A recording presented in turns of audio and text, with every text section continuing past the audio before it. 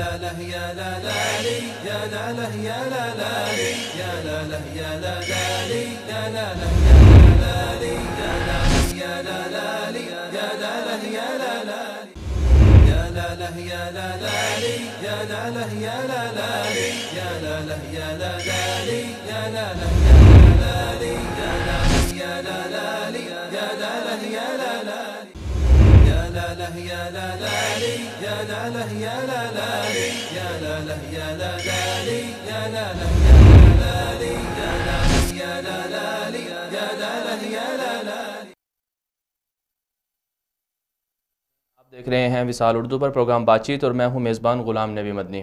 ناظرین کرام، آج 2 دسمبر ہے اور تقریباً ختم نبوت حلف نامے میں جو ایک خوفناک سازش ہوئی اس کو گزرے ہوئے آج 2 مہینے ہو گئے ہیں، کیونکہ 2 اکتوبر 2017 کو قومی اسمبلی کے اندر بل پیش ہوا تھا، فائنلی بل پیش ہوا تھا الیکشن ایکٹ سے جو ترامیم منظور کی گئی تھیں اور جو الیکشن انتخابی اصلاحاتی ریفارمز، انتخابی اصلاحاتی جو الیکشن کا جو بل تھا وہ پیش ہوا تھا.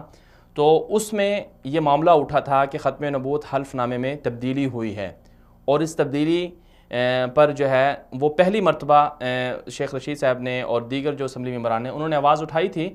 اصل میں جو کہانی کیا ہے، ختم نبوت حلف نامے میں تبدیلی کیسے ہوئی اور کیوں ہوئی، یہ پورا ایک مرحلہ ہے اور آج 2 مہینے گزر گئے ہیں. اگرچہ پھر اس کے بعد جو اس کے نتائج کو ہم نے بھگتے، جو ایک معمولی سی جسے غلطی بھی کہا گیا اور جسے سازش بھی کہا گیا، مختلف نام دیے گئے. تو ہم اپنے پروگرام میں ان سوالوں کو آج بات چیت کر رہے ہیں انہی چیزوں پر کہ کیا واقعی 2 مہینے گزر گئے، کیا واقعی ایسا ہوا تھا کہ جو ختم نبوت کا جو حلف نامے میں تبدیلی کی گئی، کیا واقعی وہ غلطی تھی یا سازش تھی یا کیا ہوا تھا، پورا پس منظر کیا ہے. اور پھر چونکہ جو 3 سٹیپ آئے گورنمنٹ کی طرف سے، سب سے پہلے تو یہ کہا گیا کہ یہ جو ختم نبوت حلف نامہ ہے اس میں کوئی تبدیلی نہیں ہوئی. تو پھر دوبارہ یہ کہا گیا کہ ختم نبوت حلف نامے میں 1 دن کے بعد جب 2 اکتوبر کو معاملہ اٹھا تو پہلے تو پورا دن 2 اکتوبر کو کسی نے اقرار نہیں کیا، 3 اکتوبر بھی ایسے ہی گزر گیا. پھر 4 اکتوبر کو اجلاس ہوا، 5 اکتوبر کو بھی ہوا، تو اس میں اقرار کر لیا گیا کہ جی واقعی مسٹیک ہوئی ہے اور وہ ٹائپنگ کی غلطی ہوئی ہے. دوسرا سٹیپ تو یہ ہوا. تیسرے سٹیپ پہ بات یہاں تک جب نوبت اس معاملہ سارا افہام و تفہیم سے حل ہو گیا اور دوبارہ سے وہ اصل جو نومینیشن فارم تھا الیکشن کمیشن کی طرف سے، جو الیکشن جو قومی اسمبلی کے ممبران اٹھاتے ہیں حلف نامہ، اس کو بحال کر دیا گیا. تو پھر دھرنے ہوئے. پہلے تحریک لبیک کا ایک دھڑا جس کی قیادت کر رہے تھے ڈاکٹر اشرف آصف جلالی صاحب، ان کی طرف سے ہوا، معاہدہ ہوا، وہ ختم ہو گیا. پھر اس کے بعد دوسرا دھرنا ہوا، وہ جیسا کہ دیکھا ایک تاریخ میں ایک عجیب سا دھرنا ثابت ہوا. پاکستان میں اس کو بہت سارا جانی اور مالی نقصان بھی ہوا. تحریک لبیک یا رسول اللہ کا جو دھرنا تھا فیض آباد والا وہ. اس دوران تیسرا سٹیپ گورنمنٹ کی طرف سے یہ آیا، گورنمنٹ نے کہا کہ جی دراصل یہ معاملہ جو ہے ختم نبوت حلف نامے میں تبدیلی کا، اس میں صرف حکومت ذمہ دار نہیں ہے. وہ ایک پورا ایک اشتہار گورنمنٹ کی طرف سے 23 نومبر کو اخبارات میں شائع بھی ہوا اشتہار، اگر ہماری ٹیم آپ کو دکھا سکے تو وہ اشتہار، اس میں گورنمنٹ کی طرف سے اقرار کیا گیا کہ دراصل یہ ایسا ہوا. پورا 3 سال کے ایک پورا ٹینور تھا، پورا ایک عرصہ تھا، اس میں ساری جو پارلیمانی کمیٹیاں تھیں، پارلیمانی جو سیاسی جماعتیں تھیں، سارے ان کے نمائندے شامل تھے. تو یہ سارا معاملہ سب کی ملی بھگت سے ہوا، سب کے سامنے معاملہ آیا اور سبھی اس کے ذمہ دار ہیں. صرف حکومت اس کے ذمہ دار نہیں ہے بلکہ ساری انتخابی اصلاحاتی کمیٹی بھی اس کی ذمہ دار ہے. تو یہ معاملہ بھی اٹھایا گیا. یہ 23 نومبر کی بات ہے. 23 نومبر جب دھرنا جب زیادہ شدت اختیار کر گیا، اس کو ختم نہیں ہو رہا تھا، الیکشن ہائی کورٹ کی طرف سے جب حکومت کے اوپر دباؤ ڈالا گیا کہ کسی طرح سے اس کو ختم کروایا جائے، تو گورنمنٹ کی طرف سے یہ 3 طرح کے مختلف جو بیانیے تھے وہ سامنے آئے. پہلا کہ کچھ تبدیلی نہیں ہوئی، دوسرا کہ کلیریکل مسٹیک ہے، اور تیسرا یہ کہ پوری انتخابی اصلاحاتی کمیٹی اس کی ذمہ دار ہے. تو یہ 3 طرح کے رویے اپنائے گئے اور اس وقت جو معاملہ چل رہا ہے، اس وقت بھی گورنمنٹ اسی بات پر ہے. اور پھر ٹھیک ہے، وہ راجہ ظفر الحق کی طرف سے کمیٹی بھی بنا دی گئی ہے، وہ ابھی تحقیق کر رہی ہے اور 20 دسمبر تک اس کی رپورٹ بھی آنی ہے، تو اس کے بعد ہی معاملہ حل ہو پائے گا. لیکن کیا سوال یہاں پر یہ اٹھتا ہے کہ کیا واقعی انتخابی اصلاحاتی کمیٹی اس کی ذمہ دار ہے؟ تو جو کچھ دن پہلے جو سامنے باتیں آئیں، آج ہمارے ساتھ پروگرام میں ہوں گے انتخابی اصلاحاتی کمیٹی ہی میں جو شامل تھے محترمہ نعیمہ کشور صاحبہ جو وفاق سے تعلق ہے، اور اسی طرح ڈاکٹر عارف الوی صاحب تحریک انصاف کے رہنما ہیں، وہ بھی ہمارا ساتھ دیں گے، اور حافظ حمداللہ صاحب وہ بھی ہمارا ساتھ دیں گے، اور بھی ہمارے ساتھ دیگر مہمان بھی ہوں گے، جو ان سارے معاملات کو ہم آج کے پروگرام میں ہم دراصل ایک جو پورا 2 مہینے کا عرصہ گزرا اس میں کیا کیا پیش رفت ہوئی اور کہاں کہاں غلطیاں ہوئیں اور کون کون اس کا ذمہ دار ہے ختم نبوت حلف نامے کے مسئلے کا. اصل میں یہ معاملہ ابھی تک ختم نہیں ہوا، کیونکہ ایک اور بات جو سامنے آ رہی ہے 2016 کے اندر محترم جناب ڈاکٹر ارشاد عارف صاحب جو سینئر صحافی ہیں، انہوں نے ایک کالم لکھا تھا، اس میں انہوں نے ایک انکشاف کیا تھا کہ دراصل 2016 15 مارچ کو ان کا ایک کالم چھپا تھا دنیا اخبار میں، انہوں نے انکشاف کیا تھا کہ اصل میں یہ معاملہ اس وقت جو معاملہ تھا، یہ سامنے آ رہی تھی باتیں کہ ختم نبوت کا جو قانون ہے، توہین رسالت کا جو قانون ہے، اس میں ذرا رد و بدل کی کوششیں ہو رہی ہیں. یہ انہوں نے 15 مارچ 2016 کو لکھا. تو اب سوال یہاں پر یہ اٹھتا ہے کہ معاملہ اتنا سادہ نہیں ہے اور اتنی آسانی سے یہ سارا معاملہ نہیں ہوا، کیونکہ گورنمنٹ کی طرف سے، حکومت کی طرف سے مختلف جو بیانیے اپنائے گئے، اس سے تو یہ معاملہ سمجھ میں آتا ہے کہ ایک جھوٹ کے بعد دوسرا جھوٹ بولا جاتا رہا اور نقصانات قوم کے سامنے آتے رہے. ناظرین، یہاں پر وصال اردو کی طرف سے بنائی گئی ایک خصوصی ڈاکومنٹری ہے، آپ وہ دیکھیے، واپس آتے ہیں، ہمارے ساتھ رہیے.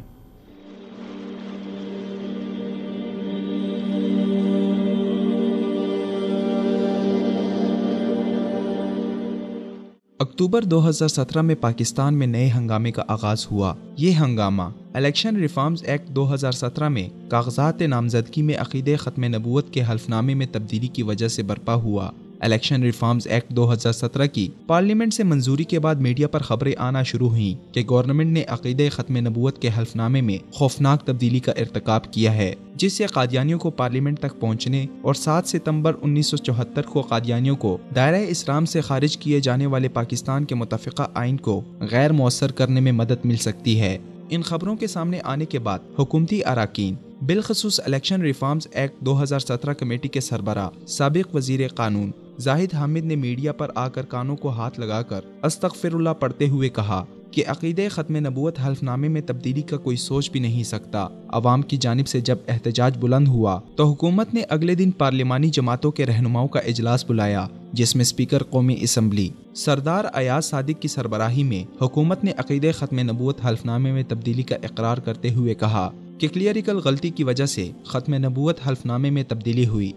میں نے ریکویسٹ کی پارلیمنٹری لیڈرز کو کہ وہ میرے چیمبر میں تشریف لائیں تاکہ ہم بیٹھ کے اس کنٹروورسی کو، یہ جو غلطی ہوئی ہے یا جو ٹیکنیکل مسٹیک ہوئی ہے یا کلیریکل مسٹیک ہوئی ہے، اس کی درستی کی جائے. بعد ازاں حکومت نے قومی اسمبلی کا اجلاس بلا کر متفقہ طور پر ختم نبوت حلف نامے کو سابقہ شکل میں بحال کر دیا. ختم نبوت حلف نامے کو اصلی شکل میں بحال کرنے کے بعد ملک بھر میں ایک مرتبہ پھر آوازیں بلند ہونا شروع ہوئیں کہ ختم نبوت حلف نامے میں تبدیلی کے اصل کرداروں کو سامنے لایا جائے. عوام کی جانب سے حکومتی وضاحت کہ ختم نبوت حلف نامے میں ٹائپنگ کی غلطی ہوئی کو بھی رد کیا گیا. سابق وزیر اعظم نواز شریف نے نون لیگ کے چیئرمین راجہ ظفر الحق کی سربراہی میں ایک کمیٹی قائم کی تاکہ ختم نبوت حلف نامے میں تبدیلی کی صاف شفاف تحقیق قوم کے سامنے لا کر قوم کو مطمئن کیا جائے. راجہ ظفر الحق کمیٹی نے 3 دن کے اندر تحقیقات کر کے رپورٹ میاں نواز شریف کو بھجوا دی، لیکن میاں نواز شریف کی طرف سے اس رپورٹ کو منظر عام پر نہیں لایا گیا. وصال اردو نے راجہ ظفر الحق سے اس کمیٹی کی رپورٹ کے متعلق دریافت کرنے کے لیے انہیں ہفتہ وار لائیو پروگرام بات چیت میں مدعو کیا. راجہ ظفر الحق نے کمیٹی کی رپورٹ کے متعلق بتایا کہ وہ میاں نواز شریف کو پہنچا دی گئی ہے، اب ان پر منحصر ہے کہ وہ رپورٹ قوم کے سامنے لائیں. تاہم جب ان سے پوچھا گیا کہ کیا واقعی ختم نبوت حلف نامے میں ٹائپنگ کی غلطی سے تبدیلی ہوئی تو انہوں نے کھل کر اقرار کیا کہ غلطی سے ختم نبوت حلف نامے میں تبدیلی نہیں ہوئی بلکہ عمدن اس کا ارتکاب ہوا. بالکل راجہ صاحب، آپ نے کمیٹی کی رپورٹ بھی میاں صاحب تک پہنچا دی، لیکن راجہ صاحب ختم نبوت کا مسئلہ اس قدر حساس ہے کہ دنیا کا ہر انسان قربان ہو سکتا ہے، کیونکہ رسول اکرم صلی اللہ علیہ وسلم پر ہمارے ماں باپ سب کچھ قربان ہے. تو ہم آپ صلی اللہ علیہ وسلم کی ذات پر آنچ پر جب کبھی آنچ آئے گی ہم کبھی برداشت نہیں کر سکتے. تو آپ کیا سمجھتے ہیں، آپ نے جو تحقیقات کی ہیں اس تحقیق کی روشنی میں کیا کسی فرد سے اس میں غلطی ہوئی ہے، جان بوجھ کر اس نے ایسا کیا ہے؟ میں نہیں سمجھتا کہ یہ 7 ایسے ہو گیا. جی بعد ازاں مختلف دینی جماعتوں بالخصوص تحریک لبیک یا رسول اللہ کی جانب سے راجہ ظفر الحق کمیٹی رپورٹ کو منظر عام پر لانے اور ختم نبوت حلف نامے میں تبدیلی کے اصل کرداروں کو سامنے لانے کے لیے ملک بھر میں احتجاج کا سلسلہ شروع ہوا۔ چنانچہ سب سے پہلے تحریک لبیک یا رسول اللہ کے چیئرمین علامہ ڈاکٹر محمد اشرف آصف جلالی کی قیادت میں لاہور سے ایک کاروان نکلا جس نے اسلام آباد دھرنا دیا۔ وصال اردو نے ڈاکٹر اشرف آصف جلالی کو بھی پروگرام بات چیت میں مدعو کیا اور ان سے کاروان ختم نبوت اور اسلام آباد دھرنے کے مطالبات کی بابت معلوم کیا تو انہوں نے راجہ ظفر الحق کمیٹی کی رپورٹ منظر عام پر لانے اور پنجاب کے وزیر قانون رانا ثناء اللہ کے متنازع بیان پر ایکشن لینے کا مطالبہ کیا۔ لیکن اس کے بعد ہمارا یہ مطالبہ ہے کہ کیونکہ عقیدہ ختم نبوت پر معمولی آنچ بھی ہمیں برداشت نہیں۔ بالکل یہ کون سے لوگ تھے کہ جنہوں نے انتخابی اصلاحات بل کے اندر اتنی بڑی گڑبڑ کی، عقیدہ ختم نبوت پہ حملہ کیا، پھر یہ سینٹ میں پاس ہوا، پھر قومی اسمبلی میں۔ تو ہم حکومت وقت سے اسی دن ہم نے مطالبہ کیا تھا کہ ان لوگوں کے نام پیش کیے جائیں اور پھر ان کو شرعی سزا دی جائے۔ تو یہ ہمارا دوسرا مطالبہ ہے کہ رانا ثناء اللہ نامی جو وزیر ہے پاکستان میں، وزیر قانون، قادیانیوں کی حمایت کی بنیاد پر اس کو برطرف کر کے اس پر کیس چلایا جائے۔ بعد ازاں یہ دھرنا ڈاکٹر اشرف آصف جلالی اور حکومت کے درمیان معاہدے کے باعث ختم ہو گیا۔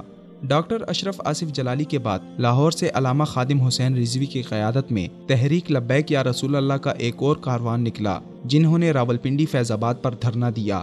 اس دھرنے میں بھی راجہ ظفر الحق کمیٹی رپورٹ کو منظر عام پر لانے وزیر قانون زاہد حامد کو مستعفی کرنے کا مطالبہ کیا جاتا رہا، مگر حکومت نے دھرنے والوں کے مطالبات پر کوئی توجہ نہ دی۔ ادھر اس دھرنے کے باعث راولپنڈی اور اسلام آباد کے شہری اذیت میں مبتلا ہونے لگے تو اسلام آباد ہائی کورٹ نے سختی سے حکومت کو دھرنا ختم کرانے کا حکم دیا۔ حکومت نے دھرنے والوں سے مذاکرات کیے اور افہام و تفہیم سے معاملہ حل کرنے کی کوشش کی، مگر دھرنے والوں نے اپنے مطالبات نہ ماننے کی وجہ سے دھرنا ختم کرنے سے انکار کر دیا۔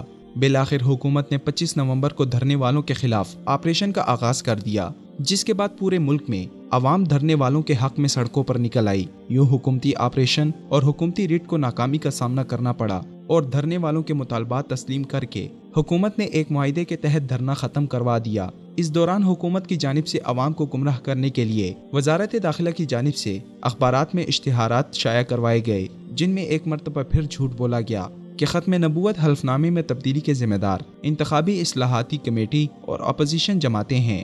اب سوال یہ ہے کہ اگر انتخابی اصلاحاتی کمیٹی اور اپوزیشن اس کی ذمہ دار ہے تو پہلے دن جب ختم نبوت حلف نامے میں تبدیلی کا معاملہ قوم کے سامنے آیا تو اس وقت کانوں کو ہاتھ لگا کر سابق وزیر قانون زاہد حامد نے ختم نبوت حلف نامے میں کسی بھی قسم کی تبدیلی کا انکار کیوں کیا؟ بل میں ایک ایسا نقطہ اٹھایا جس کے میں سمجھتا ہوں ممبران جنہوں نے یہ بل پیش کیا تھا ہاؤس میں، جو رپورٹ پیش کی تھی، ان کو تصور بھی نہیں ہو سکتا۔ اور میں نے خود 2 دن قبل اس ہاؤس میں بعد پریس میں بھی میں نے کہا تھا کہ استغفر اللہ، میں خود ایسی کسی چیز سے مطلب سوچ بھی نہیں سکتا کہ میں ایسی چیز سے کوئی منسلک ہوں جو کہ ختم النبیین اور حضرت محمد صلی اللہ علیہ وسلم کے ختم نبوت پر غلط اثر انداز ہو۔ پھر اسپیکر قومی اسمبلی سردار ایاز صادق کی سربراہی میں پارلیمانی جماعتوں کے رہنماؤں کا اجلاس بلا کر کیوں ختم نبوت حلف نامے میں تبدیلی کو ٹائپنگ کی غلطی کہا گیا؟ اگر واقعی انتخابی اصلاحی کمیٹی اس کی ذمہ دار ہے تو پھر راجہ ظفر الحق کمیٹی کی رپورٹ کو اب تک منظر عام پر کیوں نہیں لایا گیا اور کیوں صرف زاہد حامد کو مستعفی کیا گیا؟ دوسری طرف عوام کی جانب سے یہ سوالات بھی اٹھائے جا رہے ہیں کہ ختم نبوت حلف نامے میں تبدیلی کے اصل مجرموں کو سامنے لا کر کب سزا دی جائے گی؟ کیا فیض آباد دھرنے کے بعد عقیدہ ختم نبوت ہمیشہ کے لیے محفوظ ہو گیا ہے، یا پھر قانون توہین رسالت کی طرح امریکہ اور یورپ کو خوش کرنے کے لیے آئے روز اس حساس مسئلے سے چھیڑخانی کر کے عوام کو مشتعل کیا جاتا رہے گا؟ ویلکم بیک ناظرین، اس وقت ہمیں جوائن کیا ہے محترم جناب ارشاد احمد عارف صاحب نے، سینئر صحافی ہیں۔ بہت شکریہ ارشاد احمد عارف صاحب، آپ نے ہمیں وقت دیا۔ سر، آپ نے ختم نبوت کے حلف نامے پر پورے آج 2 مہینے گزر گئے، سارا جو معاملہ ہوا قوم نے دیکھا، کیا نقصان ہوا، کیا خرابیاں ہوئیں، تو آپ نے ایک سال پہلے 15 مارچ 2016 کو ایک کالم لکھا تھا، اس میں انکشاف کیا تھا، آپ نے یہ بات لکھی تھی کہ دراصل ختم نبوت کا جو مسئلہ ہے اور قانون توہین رسالت کا جو مسئلہ ہے، اس میں تبدیلی یا اس میں رد و بدل پر غور و فکر ہو رہا ہے. تو اس حوالے سے آپ کیا کہیں گے کہ جو حالیہ دین و ختم نبوت حلف نامے میں تبدیلی ہوئی، کیا یہ 2016 سے بلکہ اس سے پہلے 2014 میں جب انتخابی اصلاحاتی کمیٹی بنی اس وقت سے یہ معاملہ شروع ہو گیا تھا، یا واقعی غلطی ہوئی ہے، یا کیا ہوا ہے یہ معاملہ؟ میں بالکل غلطی مانتے ہوں، کیونکہ جب مارچ 2016 میں 1.5 سال پہلے مجھے یہ علم ہوتا ہے کہ اسلام آباد میں پرائم منسٹر ہاؤس میں لیگل ایکسپرٹ کو یہ ٹاسک کیا گیا ہے، ان سے کہا گیا ہے کہ جی ان قوانین کو 295C اور ختم نبوت کے بارے میں جو آئین کی دوسری متفق ترمیم ہے، اس انداز میں تبدیل کیا جائے کہ یہ موجود تو رہیں لیکن یہ ڈیلیوٹ کر دیں. یہ لفظ جو میرا سورس تھا اس میں کہا ڈیلیوٹ کر دیے جائیں، بالکل غیر مؤثر کر دیے جائیں. تو میں کیسے مان لوں کہ یہ اچانک ہو گیا ہے؟ اس وقت نواز شریف صاحب وزیر اعظم تھے، مریم بی بی جو تھی وزیر اعظم ہاؤس کو عملاً چلا رہی تھی، اور یہ جو ٹیم ہے، دیگر ٹیم ہے، ان کو یہ ٹاسک دیا جاتا ہے. پھر بے عین ہی اسی طرح ہوتا ہے 2017 میں 1.5 سال کے بعد. تو میں تو نہیں مان سکتا یہ اچانک ہوا ہے یا اس کا کوئی مقصد نہیں تھا یا کلیریکل مسٹیک ہے. بیسیکلی اس جرم جو مرتکب ہوئے ہیں لوگ، وہ چھپا رہے ہیں اس بات کو کہ یہ کس کے حکم پر ہوا، کس کی منشا پر ہوا، کس کے دباؤ پر ہوا، کیا اس کے مقاصد تھے. جب بھی کوئی ہمارا سربراہ حکومت امریکہ جا رہا ہوتا ہے، یورپ کے کسی ملک خاص طور پر جرمنی جا رہا ہوتا ہے، تو وہاں سے فرمائش ہوتی ہے کہ ان قوانین کو ختم کر کے آئیں. میں نے جب کہا تھا ان دنوں بھی میاں نواز شریف صاحب جانے والے تھے امریکہ، اور اسی پس منظر میں یہ سارا کچھ ہو رہا تھا. یہ نواز شریف صاحب سے پہلے جو حکمران رہے ہیں، خواہ وہ پرویز مشرف جیسا فوجی حکمران تھا یا صداری تھے یا بینظیر، ان پر یہ دباؤ آتے رہے ہیں، لیکن وہ اس دباؤ کو جو ہے برداشت کرتے رہے ہیں، اس کا مقابلہ کرتے رہے ہیں. میاں نواز شریف صاحب جب سے سعودی عرب سے واپس آئے ہیں مسلسل ان لوگ گھیرے میں ہیں جو اس ملک کو لبرل سیکولر بنانا چاہتے ہیں، یہاں سے مذہب کا خاتمہ چاہتے ہیں. بدقسمتی ہماری یہ ہے کہ ان لوگوں کا خیال ہے کہ میاں نواز شریف صاحب بھی سیاست میں اتنے بیوقوف آدمی ہیں، یا وہ سمجھتے ہیں کہ اقتدار ان کو اتنا زیادہ عزیز ہے کہ یہ ہر چیز کی قربانی دے سکتے ہیں، اپنی عزت کی قربانی دے سکتے ہیں، مذہب کی قربانی دے سکتے ہیں، اور صرف ان کو اقتدار ملنا چاہیے. تو یہ اسی دور میں ہوا. یہ بالکل جان بوجھ کر کیا گیا، سوچ سمجھ کر کیا گیا. اس کے 2-3 مقاصد تھے. نمبر 1 تھے، اس کو جوڑا کیوں گیا وہ نااہلیت والے قانون کے ساتھ، کہ دیکھیے جناب، ہم نے اپنی یہاں ہمیں عدالتیں نااہل کراتی ہیں، لیکن ہم آپ کے سامنے اپنی اہلیت ثابت کر رہے ہیں کہ میں ہی وہ شخص ہوں جو جمعہ کی چھٹی ختم کر سکتا ہوں، میں ہی وہ شخص ہوں جو اس ملک میں سود کے نظام کے خلاف عدالت میں اپیل کر سکتا ہوں اور آج تک اس کو ختم نہیں ہونے دیا. میں وہ شخص ہوں جو بھارت کے ساتھ بھارت کی شرائط پر جو ہے وہ صلح کر سکتا ہوں، سمجھوتا کر سکتا ہوں، کشمیر کے مسئلے کو پس کوئی ڈال سکتا ہوں، اور میں ہی وہ بہادر شخص ہوں، دلیر شخص ہوں، مقبول شخص ہوں جو ختم نبوت کے قوانین کو ختم کر سکتا ہے، جو ناموس رسالت کے تحفظ کے لیے جو قوانین کو ختم کر سکتا ہے. تو آپ میری مدد کریں، مجھے بحال کرائیں، تو انشاءاللہ تعالی یہ سارا کچھ ٹھیک ہو جائے گا. تو یہ تاثر دینے کے لیے سب کچھ کیا گیا ہے.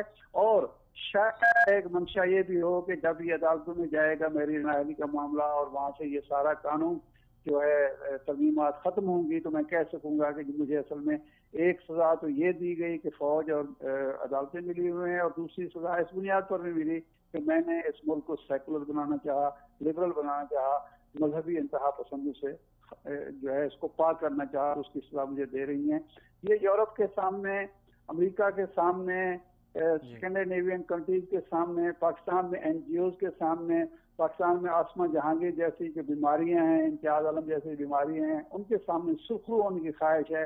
ان میں سے کسی کو شرم نہیں آئی کہ اللہ کے حضور کے سامنے قیامت کے، اللہ کے حضور اور رسول اکرم صلی اللہ علیہ وسلم کے سامنے قیامت روز ہم سرخرو कैसे हो पाएंगे इस कानून की मंजूरी के बाद। अच्छा इरशाद अहमद साहब, ये बताइएगा कि चूँकि सारा दो महीने का अरसा गुजर गया, उसमें मुख्तलिफ बयानी आते रहे, पहले कहा कि गलती हुई, फिर कहा जी, पहले इकरार ही नहीं किया गया, फिर कहा गलती हुई, फिर कहा जी इंतखाबी इस्लाहाती कमेटी ज़िम्मेदार है। अब वो भी सामने आ गया कि इंतखाबी इस्लाहाती कमेटी भी ये कह रही है कि भाई हम ज़िम्मेदार नहीं हैं। तो आप क्या समझते हैं कि ये किसने किया होगा, और इसमें जो ज़िम्मेदार हैं, क्या राजा ज़फ़रुल हक कमेटी की रिपोर्ट जब आएगी 20 दिसंबर को, उसमें क्या उन जो ज़िम्मेदार हैं उनको सज़ा मिल पाएगी या नहीं मिल पाएगी? मेरा ख्याल है नहीं, बिल्कुल ये शायद खाकान अब्बासी की हुकूमत कभी भी नहीं करेगी। ये ताबे फरमान है मियां नवाज शरीफ से, नवाज शरीफ ने ये काम किया है, किसी को कोई सज़ा मिलेगी, ये सारे के सारे अल्लाह की गिरफ्त में हैं, इनको अल्लाह तबारक व तआला सज़ा देगा। या जब ये 2016 के इलेक्शन में जाएंगे अवाम के सामने और अवाम इनका मुंह काला करेंगे तो फिर इनको पता चलेगा कि हम कितना बड़ा जुर्म कर चुके हैं। देखिए अल्लाह तबारक व तआला अपने जो मुखालिफ हैं, दुश्मन हैं, ना मानने वाले हैं, मुनकर है, उनके साथ और अंदाज में डील करता है, लेकिन रसूलुल्लाह सल्लल्लाहु अलैहि वसल्लम के गुस्ताखों के साथ, रसूलुल्लाह सल्लल्लाहु अलैहि वसल्लम के मुनकरीन के साथ और अंदाज में डील करता है। और वो कभी वो गैरत वाला है, वो कभी भी उन लोगों को माफ नहीं करता जो रसूलुल्लाह सल्लल्लाहु अलैहि वसल्लम के खिलाफ किसी साजिश में शरीक हूँ। उस वक्त माफ किया गया जब वो रसूलुल्लाह हयात थे और आपकी जिंदगी में जो साजिशें हो रही थी, और ना आज हो सकता है। ये रुसवाई लिख दी गई है उन लोगों के मुकद्दर में जो इसका हिस्सा बने, खा उन्होंने वोट दिया, खा वो कमेटी में कानून मंजूर किया, खा उसके नेक्सो दुरुस्त की, इसमें खा ज़फ़रुल्लाह हूँ, जाहिद हामिद हूँ, अनोशे रहमान हूँ, या वो लोग हूँ जो रिपोर्ट दबा के बैठे हुए हैं और उस पर अमल दरामद कर रही। एक जिल्लत और रुसवाई 25 तारीख को दुनिया ने देखी और एक इंशाअल्लाह ताला आइंदा जाके देखेगा। अभी भी मियां नवाज नाम के साथी अपनी गलती मानने के लिए तैयार नहीं है, और इस बात को अल्लाह ताला बहुत नापसंद करता है। ये तकब्बुर की अलामत है कि आप गलती का एतराफ़ ना करें, माफ़ी ना मांगें और उन लोगों को सज़ा ना दें जो इस गलती के मुर्तकिब हुए। जी बहुत शुक्रिया इरशाद अहमद आरिफ साहब। ये थे हमारे साथ इरशाद अहमद आरिफ साहब। उन्होंने 15 मार्च 2016 को अपने कॉलम में इंकशाफ किया था कि दरअसल गैर मौसर करने के लिए कानून तौहीन रिसालत और ख़त्म नबूवत के कानून को गैर मौसर करने के लिए ये एक प्लानिंग हो रही है, जिसके तहत ये आएगा कि किसी तरह से ख़त्म नबूवत का जो कानून है हल्फनामे में हो या किसी और जगह पर हो, उनको गैर मौसर कर दीजिए। यहाँ पर हम एक मुख्तसर सी ब्रेक लेंगे, ब्रेक के बाद वापस आएंगे, हमारे साथ रहिए।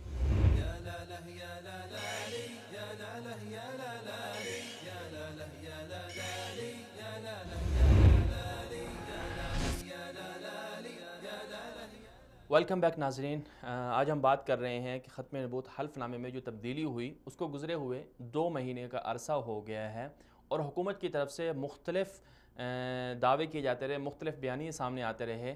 तो क्या वाकई अब जो मसला खड़ा हुआ पड़ा है वो ये है कि क्या वाकई इंतखाबी इस्लाहाती कमेटी इसकी ज़िम्मेदार है या दरमियान में कुछ और लोग थे जिन्होंने साजिश की। इस वक्त हमें ज्वाइन किया है मोहतरमा नईमा किश्वर खान साहिबा ने, जमीयत उलमा इस्लाम से ताल्लुक़ है, मेंबर कौमी असम्बली हैं। बहुत शुक्रिया नईमा किश्वर खान साहिबा, आपने हमें वक्त दिया। आज हम बात कर रहे हैं इंतखाबी इस्लाहाती कमेटी को ज़िम्मेदार ठहराया जा रहा है। आप उसकी रुकन भी थी और आपने सारे जो इजलास हैं वो भी अटेंड किए और आपने एक प्रोग्राम में भी आकर कहा कि उस पर बोझ डाला जा रहा है। तो आपके ख़्याल में अब जो नया ये जो बयानिया सामने आ रहा है हुकूमत की तरफ से कि इंतखाबी इस्लाहाती कमेटी इसकी ज़िम्मेदार है, तो इस हवाले से आप क्या कहेंगी? और जो पार्लिमानी कमेटियाँ थीं, जो नुमाइंदे थे हर जमात के, उन्होंने क्या अपना लाहे अमल तय किया है? बिस्मिल्लाहिर्रहमानिर्रहीम, अस्सलाम वालेकुम। जी वालेकुम सलाम। मुझे नहीं मालूम कि आपके प्रोग्राम में इससे पहले क्या बातचीत हुई है, लेकिन जहाँ तक आपके सवाल का ताल्लुक है तो ये चीज़ चूँकि जिस तरह तमाम मेंबरान की वो है कि कमेटी में तो ऐसा ये चीज़ डिस्कस ही नहीं हुई, क्योंकि ये इंतखाबी इस्लाहात के हवाले से एक कमेटी बनी थी और ज़ाहिर है हमने इंतखाबी इस्लाहात करनी थी जो बहुत बड़ी एक वो काम था। 8 कवानीन को हमें यकजा करना था। तो ये ऐसा नहीं है कि 126 मीटिंग हुई है तो इसमें सिर्फ हमने यही एक फॉर्म डिस्कस किया है, इसमें बहुत सारी चीजें हैं जिस पे काम हुआ था।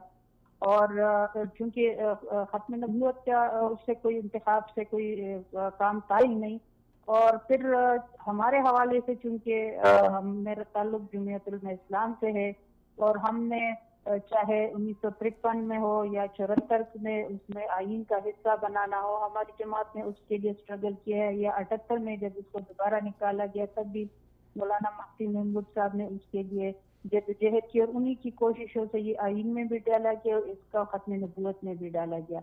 لیکن جب یہ مسئلہ آیا، کیونکہ کسی کو بھی اس کا علم نہیں ہوا کہ یہ کہاں سے ہوا، جب یہ ٹیبل ہوا پھر یہ 3 مہینے نیٹ پہ بھی پڑا رہا، کسی میڈیا کو کسی بھی فرد کو یہ اس کا احساس نہیں ہوا کہ یہ ایک لفظ چینج کیا گیا ہے۔ اس میں پورا ختم نبوت کا جو وہ ہے حلف نامہ پورا تو تبدیل نہیں ہوا، وہ تو موجود تھا، لیکن اس کے ایک لفظ جو حلف نامہ ہے اس کو اقرار نامہ کے لفظ سے تبدیل کیا گیا تھا۔ جس طرح انگلش میں ہے سالمی سویر، اس کی جگہ لے کر تھا ڈکلریشن۔ تو ظاہر ایک لفظ تھا کہ کسی کی بھی اس طرف توجہ نہیں کی کہ یہ اب نہیں معلوم غلطی سے ہوا ہے، کسی نے جان بوجھ کے کیا ہے، اس پہ انکوائری ہو رہی ہے۔ لیکن یہ کہنا کہ کمیٹی نے کیا ہے، کمیٹی نے بالکل نہیں، کیونکہ اسمبلی میں بھی ٹیبل ہوا، نیٹ پہ بھی پڑا رہا، کسی نے اس کو نوٹ نہیں کیا۔ لیکن جب یہ مسئلہ آیا تو ہماری جماعت نے پھر مولانا صاحب چونکہ اس وقت عمرے پہ تھے، انہوں نے نواز شریف صاحب کو فون کیا کہ یہ کیا کیا ہے، اس کو ابھی ٹھیک کرو۔ نواز شریف صاحب نے اسپیکر کو فون کیا کہ آج اجلاس ہونے سے پہلے اس کو ٹھیک کیا جائے۔ ہم سارے جو پارلیمانی لیڈر تھے بیٹھ گئے اور ہم نے اس کو دوبارہ اس کے لیے بل بنایا۔ لیکن اس دوران اپوزیشن جماعت نے اس فورم پوائنٹ آؤٹ کیا اور اجلاس ختم ہو گیا۔ اس سے پہلے یہ بھی آپ سب کو علم میں ہے کہ سینٹ میں ہمارا جو جماعت کا جو سینٹ ہے الحمدللہ صاحب، اس نے امینڈمنٹ دی تھی، تو گورنمنٹ نے تو اس کو ووٹ دیا تھا لیکن اپوزیشن نے ووٹ نہیں دیا۔ اچھا یہ بتائیے گا جی، ہوا یہ کہ دوسرے دن جب ہمارا اجلاس ہوا تو اسپیکر نے کہا کہ میں اجلاس تب شروع کروں گا جب اس پہ سارے متفق ہو جائے، جو امینڈمنٹ ہے ہم اس کو کرتے ہیں۔ تو پھر وہ امینڈمنٹ اسی دن ہم نے کی۔ اسی دوران 7C 7B بھی کا مسئلہ بھی ہم نے اٹھایا کہ 7C 7B بھی ابھی کرے۔ 7C 7B کا یہ ہے، تھوڑی میں سننے والوں لیے عرض کر لوں کہ 7B مشرف نے 2002 میں ڈالا تھا، لیکن صرف 10 دن کے لیے، تو وہ 13 سال پہلے ختم ہو گیا تھا۔ لیکن کسی کے نوٹس میں یہ بات نہیں تھی کہ یہ 7C 7B 13 سال پہلے ختم ہو چکا ہے۔ لیکن پھر ہماری جماعت نے کہا کہ چونکہ آپ لوگوں نے اب اس مسئلے کو چھیڑا ہے تو اب 7C 7B مکمل طور پہ بحال کرے۔ لیکن اپوزیشن کی جو جماعتیں تھی گورنمنٹ، اس نے بھی ہمارے ساتھ ایگری تھی، انہوں نے بل بھی تیار کر لیا کہ اس کو ہم مکمل طور پہ کرتے ہیں، لیکن اس سے اپوزیشن ایگری نہیں تھی، تو اس وقت وہ بحال نہ ہوئی۔ لیکن حلف نامہ بحال ہو گیا، پھر کچھ دنوں کے بعد 7C 7B کے لیے ہم نے الگ بل بنایا، گورنمنٹ کو دیا اور تمام جماعتیں اس سے متفق ہو گئی اور وہ پاس ہو گیا۔ تو میرے خیال میں اس وقت وہ بہتر حالت میں ہے جو پچھلے 10 سال سے۔ اچھا یہاں پر ایک سوال جی نعمت صاحب، ایک سوال یہاں پر یہ اٹھتا ہے کہ دراصل جو قومی اسمبلی میں پہلی مرتبہ جو حلف نامہ پیش ہوا وہ 22 اگست کو پیش ہوا تھا اور منظور بھی ہوا، تو اب اگر انتخابی اصلاحاتی کمیٹی اس کی ذمہ دار نہیں ہے، وہاں پر ختم نبوت کا لفظ ہی نہیں ہے، آپ نے بھی ایک پروگرام میں کہا تھا کہ لفظ ہی یہ ڈسکس ہی نہیں ہوا ہے، تو پھر جو بل پیش ہوا ہے 22 اگست کو، اس پر کسی اتنی بڑی آپ کی پارلیمانی ہماری جو اسمبلی ہے اس میں سے کسی ارکان کی اس طرف توجہ نہیں گئی کہ کم از کم اس کو پڑھ تو لیں، آج کے دن ہم اس کو منظور کر رہے ہیں۔ ایک سوال تو یہ ہے۔ دوسرا سوال یہ ہے کہ اب جب انتخابی اصلاحاتی کمیٹی کے اوپر بوجھ ڈالا جا رہا ہے تو انتخابی اصلاحاتی کمیٹی میں جو سیاسی نمائندے ہیں، بالخصوص جمعیت علماء اسلام جو نون لیگ کی اتحادی ہے، تو وہ حکومت کے خلاف ایکشن کیوں نہیں لے رہی ہے؟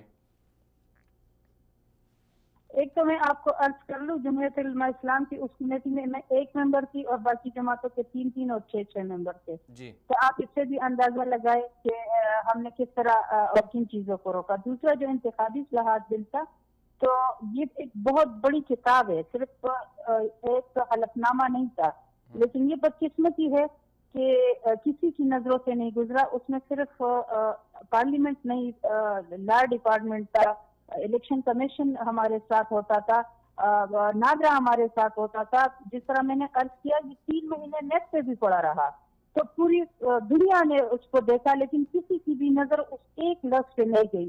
تو یہ ہماری بدقسمتی آپ کے اندر کہ ہماری اس پہ نظر نہیں گئی. لیکن میرے خیال میں جب اس کو پوائنٹ آؤٹ کیا گیا اور ہماری جماعت نے اس کو پوائنٹ آؤٹ کیا تو پھر اس کو ہم نے تبدیل بھی کروایا اور اس سے بہتر انداز میں ہم نے اس کو تبدیل کروایا. اچھا، لیکن یہ مستقبل میں آپ کیا سمجھتے ہیں کہ اب جو انتخابی اصلاحاتی کمیٹی پر بوجھ ڈالا گیا ہے تو اس کے خلاف جو ہے آپ کی جو جتنی سیاسی جماعتیں ہیں انہوں نے ایکشن کیوں نہیں لیا؟ بالخصوص آپ کی جماعت نے کہ جی ہم تو ذمہ دار نہیں ہیں، ہم آپ کے اتحادی بھی ہیں، اس کے باوجود آپ ہم پر بوجھ ڈال رہے ہیں. یہ ابھی تو میرے خیال میں کسی پہ بھی بوجھ نہیں ڈالا گیا. ابھی تو اس کی انکوائری ہونی ہے اور ان کی رپورٹ ابھی نہیں آئی. تو ابھی تو ایسی کوئی وہ نہیں ہے کہ کسی پہ بوجھ ڈالا گیا ہے کہ کس کی غلطی تھی کس کی نہیں تھی. اور چونکہ اب اس نے لا منسٹر نے اس لیے میرے خیال میں استعفیٰ دیا کیونکہ یہ لا منسٹری کا کام ہے، کیونکہ لا کا ایک ڈپارٹمنٹ ہے، انہوں نے اس کو دیکھنا ہوتا ہے. تو پہلی ذمہ داری چونکہ اس کی تھی، انہوں نے ٹیبل کیا تھا تو اس وجہ سے اس نے ہمارے لیے استعفیٰ بھی دیا کہ چونکہ اچھا آخر میں آپ یہ بتائیے گا جی آخر میں یہ بتائیے گا کہ لا منسٹر اس کے ذمہ دار ہیں یا درمیان میں کوئی اور لوگ ہیں؟ چونکہ آپ بھی اتنے عرصے سے پارلیمنٹ کے اندر ہیں، آپ کو ساری باتوں کا معلوم ہوگا، 3 سال آپ نے اجلاس بھی اٹینڈ کیے. تو ایک یہ بھی انکشاف ہوا ہے کہ 2016 سے بلکہ اس سے پہلے سے جو ہے نا یہ قانون کو تبدیل کرنے کی کوششیں ہو رہی تھی. تو آپ کے خیال میں کون لوگ ہو سکتے ہیں؟ ایک مسلمان ہونے کی حیثیت سے میں کسی پہ الزام نہیں لگاؤں گی کیونکہ یہ ایک سینسیٹیو مسئلہ ہے، اور اگر کسی ایک فرد پہ ہم اس قسم کے الزام لگائے تو اس کی پوری زندگی کو، اس کی فیملی کو، اس کو خطرہ ہو سکتے ہیں. میرے خیال میں ایک مسلمان کیونکہ اس نے خود حلف اٹھایا ہے، خود اس نے کہا ہے کہ میں ایک سچا اور مسلمان ہوں، تو ایک انسان کو نہیں اس پہ چاہیے کہ وہ مسلمان ہے کہ نہیں. میرے خیال میں کسی پہ شک نہیں کرنا چاہیے. یہ ان کا انکوائری کمیٹی کا کام ہے، اس کی رپورٹ آئے. اور وہ بھی انکوائری کمیٹی بھی میں کہتی ہوں وہ بھی ایک جماعت کی وہ ہے، کمیٹی ہے، ایسی تو نہیں ہے کہ کیا جائے، لیکن پھر بھی اس کی انکوائری ہو رہی ہے تو دیکھتے کہ اس کی کیا. جی بہت شکریہ نعیمہ کشور صاحبہ. یہ تھی ہمارے ساتھ جمعیت علماء اسلام سے ممبر قومی اسمبلی تھی نعیمہ کشور صاحبہ. خیر انہوں نے بھی یہ بات کہی کہ بالکل جب 22 اگست کو جب قومی اسمبلی میں پہلی مرتبہ یہ حلف نامہ اور الیکشن جو انتخابی اصلاحات جو ہوئیں وہ جو بل پیش ہوا اس میں حلف نامے کے اندر جو تبدیلی تھی اس کے ساتھ ہی وہ قومی اسمبلی میں پیش ہوا 22 اگست کو. پھر وہ جو تبدیلی تھی تبدیل شدہ ہی جو بل تھا وہ قومی اسمبلی سے منظور ہوا 22 اگست کو. تو حیرت کی بات یہ ہے انہوں نے بھی اقرار کیا اس بات کا کہ اتنی بڑی کتاب تھی اس کا کسی نے مطالعہ نہیں کیا اور کسی کی نظر اس طرف نہیں گئی. یہ ایک افسوسناک بات ہے کہ ہماری قومی اسمبلی کے اتنے قومی اسمبلی میں جو آنے والے لوگ ہیں وہ ملک کا اور بلکہ پوری قوم کا فیصلہ کر رہے ہوتے ہیں 22 کروڑ عوام کا. ان کو تو یہ چاہیے کہ وہ جو ایک قانون بنانے جا رہے ہیں، ایک مسئلے کو فائنل کرنے جا رہے ہیں، کم از کم اس کو پڑھ تو لے. ہر جو ممبر اسمبلی ہے اس کی ذمہ داری بنتی ہے کم از کم اس کو سمجھے تو صحیح کہ کیا لکھا ہوا اس کے اندر. یہ کتنی افسوس کی بات ہے کہ انہوں نے اس مسئلے کو دیکھا ہی نہیں ہے اور مسئلے کو دیکھے بغیر اس کو منظور کر لیا ہے. خیر اس وقت ہمیں جوائن کیا ہے محترم جناب سیف اللہ گوندل صاحب نے، جماعت اسلامی کے رہنما ہیں اور وکیل ہیں. بہت شکریہ سیف اللہ گوندل صاحب. آج ہم بات کر رہے ہیں کہ ختم نبوت حلف نامے میں جو تبدیلیاں ہوئیں تو اس میں 2 مہینے گزر گئے، تو اس میں کون ذمہ دار تھا کون نہیں تھا اور کس نے مسئلہ پہلے اٹھایا. چونکہ جماعت اسلامی کی طرف سے بھی یہ بات سامنے آئی کہ انہوں نے اس مسئلے کو پوائنٹ آؤٹ کیا، اور اسی طرح جبکہ جمعیت علماء اسلام والے یہ کہہ رہے ہیں کہ ہم نے اس مسئلے کو پہلے اٹھایا. تو آپ کے حوالے سے بھی یہ باتیں سامنے آ رہی ہیں کہ آپ نے اس مسئلے کو سب سے پہلے پوائنٹ آؤٹ کیا. تو یہ بتائیے گا کہ اصل مسئلہ ہوا کیا تھا اور سب سے پہلے کس کو علم ہوا اس بات کا کہ ختم نبوت حلف نامے میں تبدیلی ہو رہی ہے؟ بسم اللہ الرحمن الرحیم. السلام علیکم. مدنی صاحب میں آپ کا مشکور ہوں کہ آپ نے مجھے اپنے اس پروگرام میں شریک کیا. بہت شکریہ. یہ جب قومی اسمبلی سے پاس ہو گیا 22 اگست کو بل، اس وقت پہلی دفعہ جب پاس ہوا تو اس وقت تک کسی کو علم نہیں تھا کہ اس میں سے حلف ختم کیا گیا ہے یا 7B اور 7C کو ختم کیا گیا ہے. اب اس کے بعد تقریباً یہ 22 ستمبر تک، 22 اگست سے 22 ستمبر تک یہ جو ٹائم تھا، تو اس دوران ہمیں اس کا علم ہوا. یعنی میں خود قانون سازی کے معاملے میں چونکہ معاونت کرتا ہوں جماعت اسلامی پاکستان کی، اور جو بھی قوانین آتے ہیں تو اس سلسلے میں ڈائریکٹ پارلیمانی لیڈر جس طرح صاحبزادہ طارق اللہ صاحب ہیں، مہربان ہیں، اور پھر جماعت اسلامی پاکستان، سیکرٹری جنرل، صدر قانونی کمیٹی، ڈپٹی سیکرٹری، سب سے رابطہ رہتا ہے جی. یہ بھی چونکہ انتہائی اہم لا تھا الیکشن لاس کے حوالے سے، تو ہم تو تقریباً ہر 1-2 میٹنگ کے بعد میری خدا صاحب کے ساتھ اس معاملے میں سیٹنگ ہوتی رہی اور جماعت کو ہر معاملے میں آگاہ کیا. اسی وجہ سے کمیٹی کے دوران بھی اور جب بھی ہم نے اس میں تجاویز دیں اور پھر بعد میں اختلافی نوٹ بھی دیا اور 19 ترامیم ایک دفعہ دیں اور ایک دفعہ 11 دی. لیکن ہمیں بھی چونکہ یہ کمیٹی کے اندر یہ معاملہ ڈسکس نہیں ہوا تھا، انہوں نے 8 قوانین میں سے ایک ڈرافٹ بنا دیا تھا اور اس ڈرافٹ میں اگر تو یہ بات ہوتی کہ وہ وہاں 7 لکھا ہوتا اور 7B اور 7C نہیں اور پھر ایک لکھا ہوتا پھر تو ٹھیک تھی کہ ہماری بھی غلطی تھی اور ممبرز کی ہمارے پارلیمانی لیڈر کی بھی. لیکن ایسی کوئی بات ہوئی نہیں حلف کے معاملے میں کہ ہم حلف ختم کر رہے ہیں، ہم ختم نبوت کے پیراگراف کے شروع میں قسم ختم کر رہے ہیں یا 7B 7، یہ بات نہیں تھی. اب بہرحال میں اللہ کا شکر ادا کرتا ہوں اور اپنی جماعت کا اس معاملے میں جس نے یہ ہمیں یہ چیز سکھائی اور خود ہر معاملے میں زبردست سرپرستی رکھی اور پوچھتے رہے کہ کیا ہو رہا ہے، کہ اللہ کے فضل و کرم سے یہ ہمارے علم میں آیا اور میں نے خود اس کو یہ حلف تھا، پہلے ہمیں حلف کا پتہ چلا جی. میں نے جو پرانا حلف تھا اس کو سامنے رکھا اور جو نیا علم یہ جو فارم پرانا فارم اور نیا اس جب سامنے رکھا، کیونکہ یہ باتیں ساری ایک ڈسکشن تو ہوتی رہی کہ آخر انہوں نے اصلاحات کے نام پہ کر رہے ہیں، دیکھا جائے کوئی چیزیں یہ نہ ہو کہ کچھ اسکپ ہو جائے. تو اس میں سے میں نے دیکھا کہ انہوں نے حلف ختم کر دیا سب سے پہلے، اور پھر اس کے بعد دیکھا کہ انہوں نے جو ہے وہ ختم نبوت کے حوالے سے جو پیراگراف ہے اس کے شروع میں قسم ختم کر دی ہے جی. تو میں نے پھر فوری طور پہ پارلیمانی لیڈر صاحب سے یہ ڈسکشن اس پہ کی کہ یہ اس طرح معاملہ ہوا ہے. امیر جماعت محترم کو بتایا، سیکرٹری جنرل صاحب کو بتایا، اسد اللہ بھٹو صاحب کے ساتھ تفصیلی اس پہ ساری بات ہوئی کہ تاکہ یہ نہ ہو کہ کوئی اور انہوں نے اس طرح کوئی چیز کی ہو اور ہم کہیں کوئی پوائنٹ ہو. لیکن الحمدللہ یہ بہت بر وقت چیز تھی جو ہم نے کی. اور اس کے بعد یہ 19 تاریخ کو سینیٹر سراج الحق صاحب سینٹ کا جب اجلاس شروع ہوا تو موجود تھے جی. 20 تاریخ کو موجود تھے، 21 کو موجود تھے.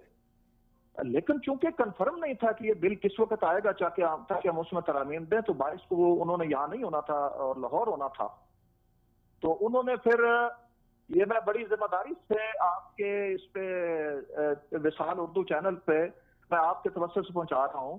سینیٹر سراج الحق صاحب نے جمعیت علماء اسلام کے سینیٹر حمداللہ صاحب سے یہ بات کی کہ کوئی کنفرم نہیں ہے لیکن شاید یہ بل آ جائے کل، تو آپ نے یہ ترامیم جو ہیں ان پہ آپ نے بات کرنی ہے.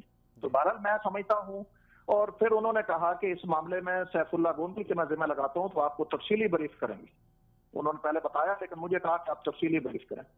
اسی دن سینٹ کے اجلاس ہو رہا تھا، لابی میں سینیٹر عبداللہ صاحب کے پاس گیا، میں نے تفصیل سے ان کو بتایا. 3-4 اور بھی سینیٹر تھے وہاں، انہوں نے بات سنی. اس کے بعد اس سے اگلے دن 9 بجے پھر میں نے سینیٹر حمداللہ صاحب کو بریف کیا اور سینیٹر حمداللہ صاحب نے بہت اچھے طریقے سے اپنی بات کو اس میں رکھا سینٹ کے اجلاس میں. لیکن اس کو 13 لوگوں نے سینیٹر حمداللہ صاحب کا ساتھ دیا، 34 سینیٹر نے سینیٹر حمداللہ کی مخالفت کی جی. اس کے بعد یہ معاملہ قومی اسمبلی میں چلا گیا جی. قومی اسمبلی میں جب گیا تو وہاں صرف جماعت اسلامی کے جو ممبران قومی اسمبلی ہیں، صاحبزادہ طارق اللہ صاحب، صاحبزادہ یعقوب صاحب، شیخ اکبر خان صاحب اور محترمہ عائشہ سید نے یہ ترامیم دیں اور تفصیلی اس پہ سینیٹر صاحبزادہ طارق اللہ صاحب نے اس پہ تفصیلی بات کی اور پورا میڈیا، پورا ہاؤس یہ سن رہا تھا جو انہوں نے ترامیم پہ حلف اور اس کے سارے والے سے بات. اس وقت تک 7B اور 7C کا ہمیں بھی پتہ نہیں تھا اور کسی کو پتہ نہیں تھا کہ انہوں نے اڑا دیا جی. اور اس کے بعد شیخ رشید صاحب نے یہ اٹھ کے جو بات کی اور لیکن یہ ہے کہ اس کے بعد پھر شام کو ہمیں یہ پتا چلا، کیونکہ ہم بھی مسلسل ایک چیزیں تو تھی. بہرحال اللہ کا شکر ادا کرتا ہوں کہ جماعت اسلامی نے اس کو ہر سطح پہ اس کو پوائنٹ آؤٹ کیا ہے. اور 7B اور 7C کے معاملے میں میں نے وہ آپ پاس یہ ڈاکومنٹ بھجوائے ہیں کہ 7B اور 7C کا تو ہم نے بتایا میڈیا کو اس کے بعد کہ انہوں نے وہ بھی اڑا دیا ہے جو ختم نبوت کے حوالے سے. تو یہ ساری اس کے بعد اگلے دن صبح شیخ رشید صاحب نے یہ طارق اللہ صاحب کو فون کر کے کہا جی اس کی تفصیل بتائیں, میں نے تو آپ کو فالو کر دیا تھا. تو یہ سارا معاملہ میں سمجھتا ہوں کہ ایک انداز سے آ کرتا ہوا ہے. اور پھر اس کے بعد بھی جو ترامیم دی کہ 7B اور 7C کو شامل کیا گیا سارا, وہ بھی ہم نے اس میں دی, جماعت اسلامی نے دی. میں سمجھتا ہوں کہ ہم پہ فرض ہے, ہم پہ لازمی ہے. جماعت اسلامی جو قرآن اور سنت کے نظام کے نافذ کی بات کرتی ہے, تو اس لیے ہم زیادہ اس میں ویجیلنٹ بھی تھے, اور الحمدللہ ہم نے اس معاملے کو اس طرح لیا. سیف اللہ صاحب, آپ نے بہت اچھے طریقے سے اس کو بتایا, لیکن آخر میں آپ سے ایک سوال کرنا چاہوں گا کہ جب 22 اگست کو قومی اسمبلی میں پہلی دفعہ یہ قانون منظور ہو رہا تھا, تو اس وقت جماعت اسلامی کے, جیسے کہ آپ نے ذکر کیا کہ چونکہ ہم بھی اس میں شامل تھے اور ہم نے پورا نظام کو دیکھا, تو اس وقت یہ مسئلہ کیوں نہیں دیکھا گیا تاکہ پہلی مرتبہ جب اسمبلی میں پیش ہوا اسی وقت یہ معاملہ اٹھایا جاتا اور منظوری نہ ہو پاتا؟ بالکل آپ کی بات ٹھیک ہے. یعنی 22 اگست جس دن ہوا, ہم نے اور ایشوز تھے کہ جن پہ ہمیں تھا کہ اس مختلف ہم نے 11 ترمیم ہم نے کی تھی, ان پہ بات کی. اور مجموعی طور پہ ہم نے تو اس بل کی سپورٹ نہیں کی تھی مجموعی طور پہ, چونکہ ہماری ترامیم پہ منظور نہیں ہوئی تھی, لہٰذا ہم اس لیے ہم نے اس کی سپورٹ نہیں کی. لیکن بہرحال یہ بات ٹھیک ہے کہ اس وقت تک ہمارے علم میں بھی نہیں آیا تھا, اس لیے کہ انہوں نے اس طرح کیموفلیج کر کے چیزیں کی اور کہ کسی کو پتہ نہیں چل سکا. لیکن چونکہ اس وقت تک ایکٹ نہیں بنا تھا, قومی اسمبلی سے پاس ہوا پھر سینٹ میں آیا, تو سینٹ میں اگر اسی طرح پاس ہو جاتا پھر تو ایکٹ بن جاتا ہے. لیکن سینٹ میں چونکہ اور کچھ معمولی تبدیلیاں ہوئی اور انہوں نے پھر قومی اسمبلی میں بھیجا, تو یہ بہرحال بچے تھوڑا سا وہاں سکپ ہوا معاملہ. لیکن سینٹ میں ہم نے اس کو اس طرح پوائنٹ آؤٹ کر کے اور پھر قومی اسمبلی میں کر کے ایک کوشش کی کہ ہم اپنی ذمہ داری جو ہے ہماری اچھے طریقے سے ادا ہو. جی بہت شکریہ سیف اللہ گوندل صاحب. یہ تھے ہمارے ساتھ جماعت اسلامی کے سیف اللہ گوندل صاحب. انہوں نے پوری تفصیل کے ساتھ یہ معاملہ بتایا کہ دراصل ختم نبوت کا جو حلف نامے میں جو تبدیلی ہوئی تھی, پھر اس کے بعد جو نقصانات ہوئے قوم کے, پاکستان کے, تو اس میں کس بندے نے کیا کیا رول ادا کیا, اور سب سے پہلے جو چوری پکڑی ہے ختم نبوت حلف نامے میں جو کی جا رہی تھی وہ کس نے پکڑی ہے. ان کا یہ کہنا تھا کہ دراصل یہ ہماری جماعت ہی تھی اور جماعت اسلامی کی طرف ہی سے اس کی نشاندہی ہوئی سب سے پہلے. تو انہوں نے ہی اس مسئلے کو پھر آگے حافظ حمداللہ صاحب کو دیا. تو تھوڑی دیر کے بعد ہمارے ساتھ حافظ حمداللہ صاحب بھی ہوں گے, ہم ان سے بھی جاننے کی کوشش کریں گے کہ یہ معاملہ ہوا کیا تھا اور اس میں جماعت اسلامی کا اور جمعیت علماء اسلام دونوں کا کیا رول تھا. اور اس وقت ہمیں جوائن کیا ہے محترم جناب حافظ حمداللہ صاحب نے, سینیٹر ہیں جمعیت علماء اسلام کی طرف سے. حافظ صاحب بہت شکریہ, آپ نے ہمیں وقت دیا. حافظ صاحب, یہ ایک اللہ کا انعام ہے آپ کی طرف سے, اور اللہ کی طرف سے انعام ہے کہ جمعیت علماء اسلام کو ایک کریڈٹ جاتا ہے کہ انہوں نے ختم نبوت حلف نامے کے حوالے سے بڑا اہم کردار ادا کیا پاکستانی قوم کے سامنے. تو آپ کیا سمجھتے ہیں کہ ایک اور آواز بھی ہمارے سامنے آئی کہ اس میں جمعیت علماء اسلام کے ساتھ ساتھ جماعت اسلامی کا بھی رول ہے, اور ابھی کچھ دیر پہلے ہمارے ساتھ پروگرام میں شامل تھے سیف اللہ گوندل صاحب جو جماعت اسلامی کے وکیل ہیں, وہ یہ کہہ رہے تھے کہ سب سے پہلے ہم نے یہ پوائنٹ آؤٹ کیا اور حافظ حمداللہ صاحب کو بتایا. تو آپ کے خیال میں جماعت اسلامی اور جمعیت علماء اسلام ان دونوں کا اس معاملے میں کیا رول تھا؟ بسم اللہ الرحمن الرحیم. دیکھیے, یہ تو پہلے بھی میرے خیال میں آپ سے بات ہوئی ہے. جی بالکل. کہ ختم نبوت کے حوالے سے جو حلف نامے میں تبدیلی آئی, یہ اس کے متعلق پارلیمنٹ, قومی اسمبلی سے پہلے کمیٹیاں, ان کمیٹیوں میں کون تھے کون نہیں تھے, پھر وہاں سے قومی اسمبلی آیا سینٹ میں, اس سے سینٹ میں پھر جب ترمیم میں لگایا تو ترمیم, چونکہ میرا تعلق جمعیت علماء اسلام سے ہے اور قومی اسمبلی میں طارق اللہ خان صاحب نے یہ بات اٹھائی, ان کا تعلق یعنی 2 اکتوبر کو انہوں نے یہ بات کی بقول ان کے, تو میرے خیال میں مذہبی جماعتوں کا ہونا پارلیمنٹ میں اس لیے ضروری ہے کہ جب اس قسم کی باتیں آتی ہیں جیسے توحید رسالت کا قانون اور تحفظ ختم نبوت کا قانون, میں آج بھی آپ کو بتا دوں کہ ہم ٹھیکیدار کا کردار ادا کرتے ہیں. بالکل. اور دین کے ٹھیکیدار نہیں ہیں ہم. لوگ سمجھتے ہیں کہ مولوی دین کا ٹھیکیدار ہے, باقی سارے جتنے بھی مسلمان ہیں مولوی کے مطابق پتہ نہیں وہ مسلمان ہے یا نہیں ہے، بات یہ نہیں ہے، یہ فیصلہ یہ اللہ کو معلوم ہے کہ اللہ کو قریب کون ہے، ایک عام مسلمان یا ایک مولوی، یا وہ رابطہ رکھتا ہے کہ اللہ سے رابطہ کس کا زیادہ ہے کس کا نہیں ہے، یہ کسی کو بھی کسی کے بارے میں علم نہیں ہے، لیکن اتنا ضرور ہے کہ پارلیمنٹ میں ہمیشہ جب قادیانیوں کو غیر مسلم قرار دیا جا رہا تھا سن 1974 میں، تو اس وقت بھی یہی مذہبی جماعتیں تھیں، جماعت علماء اسلام مولانا مفتی محمود رحمۃ اللہ علیہ کی صورت میں، مولانا غلام غوث ہزاری صاحب کی صورت میں رحمۃ اللہ علیہ، اور پروفیسر غفور تھے، اور اسی طرح مختلف مکاتب فکر کے علماء تھے، تو اس میں بڑھ چڑھ کر ان علماء نے دلیل کے ذریعے بحث مباحثے کے ذریعے آخر پارلیمنٹ اس فیصلے پر پہنچ گیا کہ قادیانی غیر مسلم ہے، لیکن یہ آپ کو معلوم ہے کہ توہین رسالت کا قانون ہو یا امتناع قادیانیت کا قانون ہو، تحفظ ختم نبوت کا، یہ ہمیشہ اس پر حملے، اس کو تبدیل کرنے، اس پر نظر ثانی، اس پر ترامیم کرنے کی بار بار کوشش کی گئی پاکستان کی پارلیمنٹ میں۔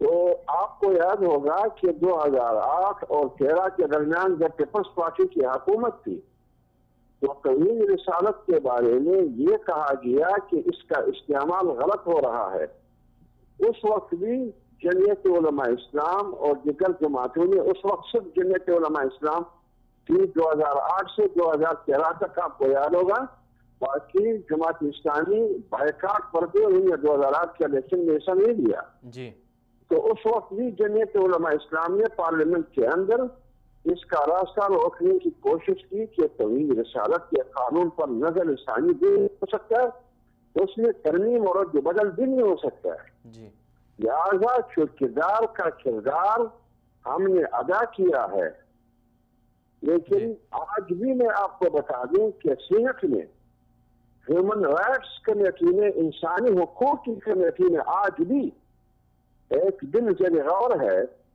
وہ یہ کہ توہین رسالت کا قانون کا استعمال، یعنی استعمال، غلط استعمال کی بنیاد پر توہین رسالت کے قانون میں ترمیم کی کوشش کی جا رہی ہے، وہ اس قسم کی ترمیم کی کوشش کی جا رہی ہے کہ توہین رسالت کے مرتکب کا سزا اگر ثابت ہو جائے تو ان کی سزا موت ہے، اب وہ اس میں ترمیم کرنا چاہتے ہیں کہ موت کی سزا کو عمر قید سے تبدیل کیا جائے، آج اگر اس کا راستہ روکا ہے تو وہ بھی جمعیت علماء اسلام نے روکا ہے۔ جی حافظ صاحب، بالکل جمعیت علماء اسلام کی جو کاوشیں ہیں، جو کردار ہے، وہ اس کا معترف ہے، قوم بھی معترف ہے، لیکن میں آپ سے صرف 2 سوال کرنا چاہوں گا، ہمارے پاس چونکہ وقت بھی مختصر ہے۔ ایک تو یہ کہ چونکہ سوشل میڈیا پر اور دیگر ذرائع پر یہ خبریں سامنے آ رہی ہیں کہ حافظ حمداللہ کو بریفنگ دینے والے جو تھے وہ جماعت اسلامی کے بندے تھے، تو لہٰذا دونوں کا مشترکہ کریڈٹ جاتا ہے، صرف حافظ حمداللہ کو نہیں جاتا۔ یہ کریڈٹ کا مسئلہ نہیں ہے، جماعت اسلامی ہے، حافظ حمداللہ ہے، تو یہ مشاورت سے ہوئی میرے اور مولانا کیا نام ہے سراج الحق صاحب سے، جی، لیکن تو سراج الحق صاحب نہیں تھے نا سینٹ میں۔ جی ہاں بالکل، پیش تو آپ نے کیا ہے۔ جی جی حافظ صاحب، یہ دوسرا یہ بتائیے گا کہ 22 اگست کو جب قومی اسمبلی سے بل منظور ہو رہا تھا تو اس وقت سینٹ میں معاملہ بھی نہیں آیا تھا، تو جمعیت علماء اسلام کے نمائندے بھی قومی اسمبلی میں موجود تھے، تو اس وقت انہوں نے یہ معاملہ کیوں نہیں پکڑا؟ یہ غلطی، یہ مسئلہ ہوا تھا، اس کو کیوں نہیں پکڑا جمعیت علماء اسلام کی طرف سے؟ یہ جو بات ہے اس میں میرے خیال میں کہ قومی اسمبلی میں یہ غلطی کیوں نہیں پکڑی گئی، قومی اسمبلی میں یا کمیٹی میں، اس میں تمام پارٹیاں تھیں، یہ آپ ان دوستوں سے دو کمیٹی کے ممبر تھے۔ جی میں سینٹ کا وہ صورتحال آپ کو بتا رہا ہوں کہ سینٹ نے جو ترمیم میں نے پیش کی اس حد تک تو میں پابند ہوں کہ میں سینٹ کا صورتحال اس کی تفصیلات پہلے بھی میں بتا چکا ہوں جی، اور آج بھی میں نے آپ کو کہا کہ سینٹ نے یہ ترمیم میں نے پیش کی. جی بالکل، وہ تو معاملہ ٹھیک ہے. جہاں تک اسمبلی یا اس سے پہلے پارلیمانی کمیٹی کی بات ہے وہ آپ جو کمیٹی. جی جی چلیں، بہت شکریہ حافظ حمداللہ صاحب. یہ تھے ہمارے ساتھ حافظ حمداللہ صاحب، جمعیت علماء اسلام کے رہنما تھے. ان سے جب ہم نے بات کی کہ کون اس میں کس نے یہ معاملہ سب سے پہلے اٹھایا تو انہوں نے بھی اس بات کا اقرار کیا ہے. انہوں نے کہا اصل میں کریڈر کا مسئلہ نہیں ہے. تو ٹھیک ہے، میری مشاورت ہوئی تھی سراج الحق صاحب سے، تو ان کی مشاورت سے ہی ہم نے یہ معاملہ آگے اٹھایا تھا، اور اس میں چونکہ اس دن وہ نہیں تھے تو میں نے ہی یہ معاملہ اٹھایا تھا اور آگے پیش کیا تھا. اور اس کے علاوہ بھی انہوں نے یہ معاملہ اٹھایا اور باتیں بتائیں کہ علماء کرام جو ہیں پارلیمنٹ میں، سینٹ میں، ان کا کیا کیا رول ہے اور وہ کیا کیا کردار ادا کر رہے ہیں. لیکن بہرحال ایک سوال بنتا ہے، چونکہ انہوں نے اس کا جواب بھی نہیں دیا، کہ 22 اگست کو جب سینٹ میں معاملہ، تو چونکہ 22 ستمبر کو آیا، وہاں سے یہ ترمیم 22 ستمبر کو، یعنی کہ ایک مہینے کا پورا عرصہ ہے. پورے ایک مہینے میں کسی کو پتہ ہی نہیں چلا. کم از کم میڈیا پر یہ بات سامنے آ جاتی کہ ختم نبوت کے مسئلے میں کچھ نہ کچھ رد و بدل ہوا ہے. تو 22 اگست کو جب معاملہ نہیں پکڑا گیا تو 22 ستمبر کو پکڑا گیا. تو اس میں جو 22 اگست میں جو لوگ شامل تھے، جو لوگ ممبر میں اسمبلی کے اجلاس میں شریک تھے، تو ان کا بھی کسی حد تک اس میں ذمہ داری بنتی ہے کہ وہ کم از کم ضرور اپنے اس معاملے کو اٹھاتے. اس وقت ہمیں جوائن کیا ہے محترم جناب ڈاکٹر عارف علوی صاحب نے، تحریک انصاف کے مرکزی رہنما ہیں اور انتخابی اصلاحاتی کمیٹی کے رکن بھی رہے ہیں. السلام علیکم ڈاکٹر صاحب، بہت شکریہ آپ نے ہمیں وقت دیا. جی ڈاکٹر صاحب، آج ہم بات کر رہے ہیں ختم نبوت حلف نامے میں تبدیلی ہوئی تو اس کا ملبہ جو ہے اب وہ انتخابی اصلاحاتی کمیٹی پر اور دیگر سیاسی جماعتوں پر ڈالا جا رہا ہے. تو آپ کے خیال میں جی ڈاکٹر صاحب آپ کو آواز آ رہی ہے؟ ڈاکٹر صاحب میں سوال یہ کرنا چاہ رہا ہوں، آج ہم بات کر رہے ہیں ختم نبوت حلف نامے میں تبدیلی کے ذمہ دار کون ہے. تو اس میں اب جو حکومت کی طرف سے جو سوال اٹھایا جا رہا ہے وہ سارا ملبہ جو ہے وہ سیاسی جماعتوں پر ڈالا جا رہا ہے کہ انتخابی اصلاحاتی کمیٹی ذمہ دار تھی، تحریک انصاف، پیپلز پارٹی، سب اس کے ذمہ دار تھے. تو آپ کیا سمجھتے ہیں اس میں کون ذمہ دار ہے؟ بھائی صاحب آپ جانتے ہیں بل کس نے بنایا، بل کس نے لکھا، بل کا ذمہ دار کون ہے؟ پاکستان تحریک انصاف نے نہ اس بل پر کمیٹی میں دستخط کیے، وہاں بھی واک آؤٹ کیا، اسمبلی میں بھی واک آؤٹ کیا، اسمبلی میں بھی ٹوٹلی اپوز کیا. اس کے اندر انہوں نے اور بھی چالاکیاں کی تھیں.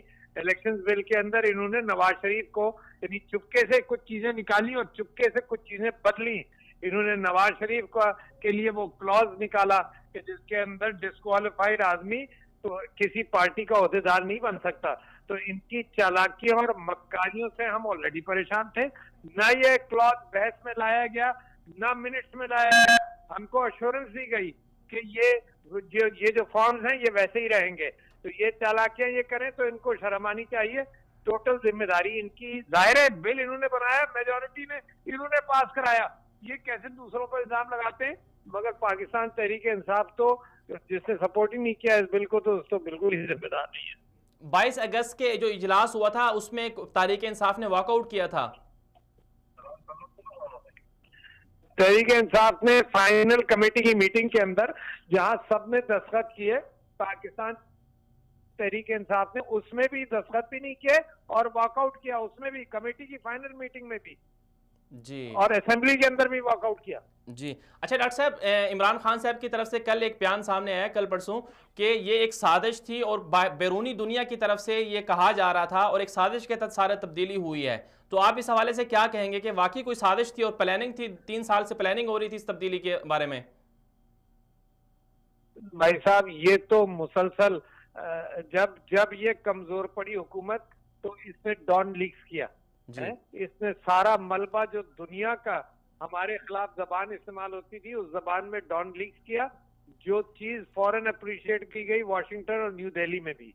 مجھے یہ سازشیں جب ہوتی ہیں جب اندر کے غدار موجود ہوں، مگر یہ سازشیں مسلمان دنیا کے خلاف ان کو بانٹنے کے لیے، ان کو کاٹنے کے لیے، ان کو توڑنے کے لیے، ان کو مروانے کے لیے سارے مڈل ایسٹ میں چل رہی ہیں. اختلاف کریٹ کیا جاتا ہے اور آپس میں لڑوا دیا جاتا ہے. تو میں سمجھتا ہوں کہ یہ اسی سلسلے کی ایک کڑی ہے، مگر بغیر اندرونی غداروں کی سازشیں کبھی نہیں. جی بہت شکریہ آپ نے ہمیں وقت دیا ڈاکٹر عارف صاحب. یہ تھے ہمارے ساتھ ڈاکٹر عارف صاحب. ڈاکٹر عارف صاحب کا یہ کہنا تھا کہ دراصل اس معاملے میں تحریک انصاف کا جو رول ہے وہ اس کی ذمہ دار نہیں ہے، کیونکہ وہ دراصل کمیٹی میں شامل ہی نہیں تھے. تو کمیٹی میں شامل تھے لیکن جو فائنلی جو ڈرافٹ تیار ہوا تھا اس پر ان کے سائن نہیں تھے، کیونکہ بہت سی چیزوں میں وہ ایگری نہیں کر رہے تھے، جس وجہ سے یہ معاملہ ہوا. یہاں پر ہم ایک شارٹ بریک لیں گے، شارٹ بریک کے بعد واپس آئیں گے. ہمارے ساتھ رہیے گا.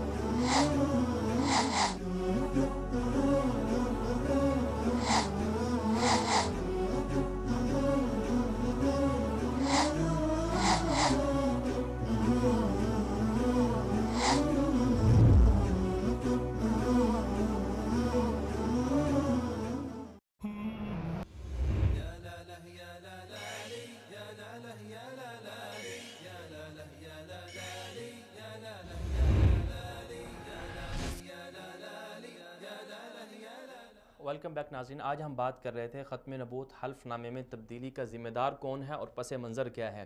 آج آپ نے ملاحظہ کیا ہوگا کہ دراصل ختم نبوت اور قانون توہین رسالت جیسے جو حساس مسائل ہیں ان میں تبدیلی کے لیے مغربی طاقتوں کی طرف سے زور و شور پایا جاتا ہے، اور پاکستانی گورنمنٹ کو مختلف جو حکومتیں آتی رہی ہیں ہر دور میں مجبور کیا جاتا رہا ہے کہ وہ ان دو معاملوں کو ختم کر دیں، قانون سے ہٹا دیں. قادیانیوں کا مسئلہ ہو، قادیانیوں کے بارے میں جو پاکستان کا آئین جو بنا ہوا ہے اس کو ہٹا دیں، اور توہین رسالت پر جو سزا ہے اس کو معطل کر دیں. تو یہ وقتاً فوقتاً یہ ہوتا رہا ہے. اور پھر 2016 میں بھی انکشاف ہوا، جیسا کہ سینئر صحافی ارشاد احمد عارف صاحب نے اس کا ذکر کیا اپنے کالم میں 15 مارچ 2016 کو. انہوں نے بھی یہ کہا کہ ختم نبوت کو تبدیل کرنے کے لیے کوئی ایسا جوڑ توڑ ہو رہی ہے تاکہ اس قانون کو غیر مؤثر کر دیا جائے. پھر پوری قوم نے دیکھا 2 اکتوبر 2017 کو پوری قوم نے یہ بات دیکھی کہ ختم نبوت حلف نامے میں تبدیلی ہوئی، اور ایسی شرمناک تبدیلی ہوئی جس سے واقعی جو ختم نبوت کا جو مسئلہ تھا، جو قوانین تھے، جو قادیانیوں کو ریلیف مل گیا، اور ان کے حوالے سے ایک ایسا غیر مؤثر کر دیا گیا جو قانون آئین کے اندر بنے ہوئے تھے ان کو غیر مؤثر کر دیا گیا، جس سے قادیانیوں کو براہ راست فائدہ ہوا. اب جو لفظ نکالے گئے تھے اون اوتھ کے یا سلیمانی سویر کے جو لفظ نکالے گئے تھے، اس سے جو براہ راست فائدہ ہوا وہ قادیانیوں کو جاتا تھا کہ قادیانی پاکستان کی پارلیمنٹ میں گھس سکتے تھے، آ سکتے تھے، اگر پتہ بھی چلتا تو وہ اس پر ڈسکوالیفائی نہیں ہو سکتے تھے. تو یہ معاملہ کیا گیا. اور پھر اس کے بعد حکومت کی طرف سے 3 بیانیے سامنے آئے. پہلے کہا گیا کہ ہم اس غلطی کا سوچ بھی نہیں سکتے، پھر کہا گیا کہ کلیریکل مسٹیک ہوئی ہے، اور پھر دوبارہ کہا گیا کہ اس میں انتخابی اصلاحاتی کمیٹی اس کی ذمہ دار ہے، اور ساری کی ساری سیاسی جماعتیں ہیں وہ اس کی ذمہ دار ہیں. لیکن ہم نے آج اپنے پروگرام میں بھی بات کی، تمام انتخابی اصلاحاتی کمیٹی کی جو رکن ہیں جمعیت علماء اسلام کی طرف سے، تحریک انصاف کی طرف سے 2 رہنما ہمارے ساتھ شریک ہوئے، انہوں نے یہ کہا کہ ہم اس میں شامل نہیں تھے، انہوں نے چوری سے جو ہے اس کے اندر ختم نبوت کے اندر تبدیلی کی ہے. تو اب سوال یہ اٹھتا ہے کہ سب سے پہلے گورنمنٹ پہ سوال یہ اٹھتا ہے کہ گورنمنٹ نے 3 بیانیے کیوں لیے اور کیوں مختلف اوقات میں اپنی آواز کو تبدیل کیا. اور پھر اگر واقعی اس میں کسی کا قصور نہیں ہے، پارلیمانی اصلاحاتی کمیٹی یا دیگر سیاسی جماعتوں کے بھی قصور ہے، تو پھر فقط زید حامد کا استعفیٰ کیوں دیا گیا؟ اور پھر مسئلہ یہ بھی ہے کہ ظفر الحق رپورٹ کو کیوں چھپایا جا رہا ہے؟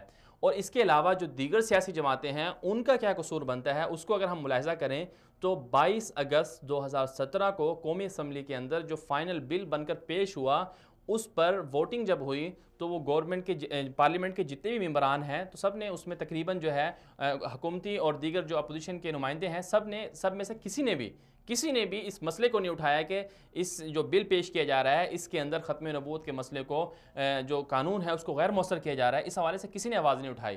اور پھر 22 سپتمبر 2017 کو جب سینٹ کے اندر یہ معاملہ حافظ حمداللہ صاحب نے اٹھایا اور انہوں نے ترمیم پیش کی، تو افسوسناک بات یہ ہے کہ اس دن تقریباً 100 سے زائد سینیٹر موجود تھے، 100 سے زائد سینیٹر، ٹوٹل 100 سے زائد سینیٹر ہیں، اور ان میں سے تقریباً 70 کے قریب سینیٹر موجود تھے اس دن. ان میں سے صرف 13 سینیٹر نے حافظ حمداللہ صاحب کی حمایت میں ووٹ دیا، اور جبکہ جو باقی تھے انہوں نے حمایت نہیں کی۔ بالخصوص پیپلز پارٹی کا جو رول ہے اس میں وہ انتہائی افسوسناک رہا۔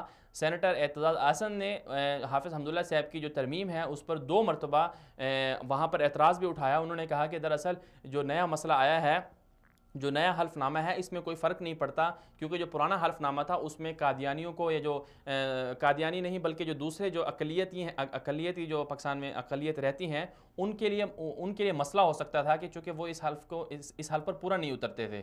تو سینیٹر اعتزاز احسن کے جواب میں زید حامد نے بھی کہا تھا کہ نہیں، ایسا مسئلہ نہیں ہے، ان کے لیے الگ سے حلف نامہ موجود ہے۔